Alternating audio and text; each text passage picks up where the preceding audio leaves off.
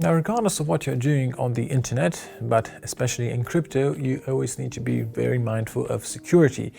The reason this is especially the case for crypto is that transactions with cryptocurrencies are immutable, meaning that if your accounts get hacked and someone steals your coins or tokens, there is simply no way for you to get them back.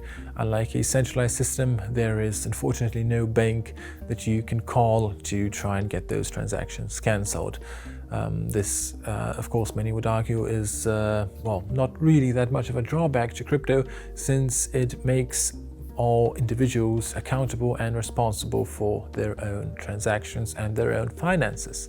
Now, one important step in this, indeed the first step, is making sure that you've got security sorted out with the emails that you use. You should use secure and dedicated emails for all cryptocurrency related things that you do. So you shouldn't use the same email for everything that you do on the internet. And these emails need to have very, very strong passwords. Now, password security, of course, applies to email accounts as well as individual exchange accounts. And ideally, of course, all the accounts that you use on the internet, especially if they have anything to do with crypto or finances in general. A very important rule is to use separate passwords for all the sites that you use.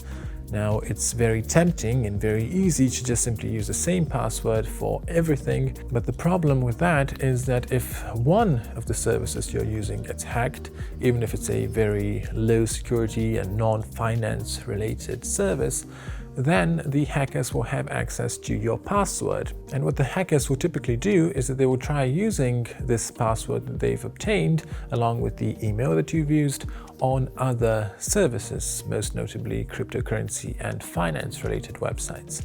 This is why it's important to have a separate password for each website.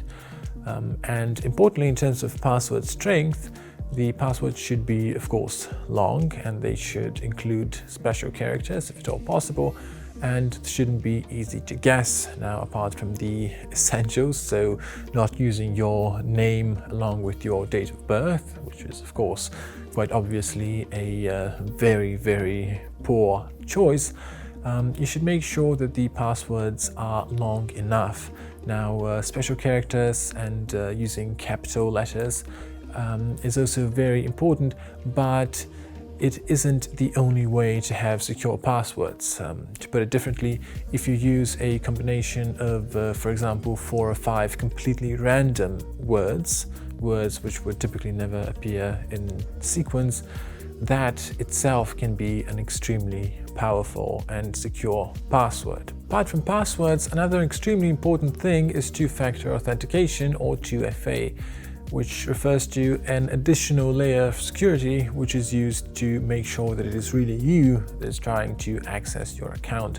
There are several different types of 2FA, the most important of which are using your phone number, so getting an SMS code, using an authenticator app such as Google Authenticator, and using a hardware security key. Of these three, using your phone number is the least secure option.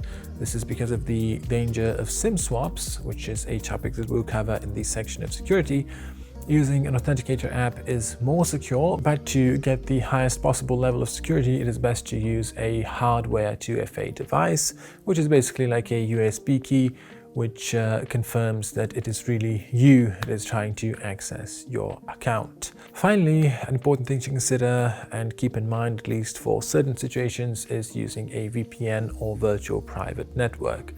This essentially encrypts your internet traffic on your computer and sends it across a network of servers, and then to finally the destination website that you're using. Now, this has several different applications. First of all, it enables you to access content that is otherwise not available in your region.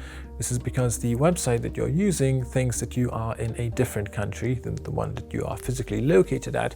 And secondly, it makes it much safer to use public Wi-Fi networks, because it encrypts the traffic coming from your computer, and it makes it impossible for anyone to intercept it and see what you're doing, or maybe scoop out your password and your login credentials.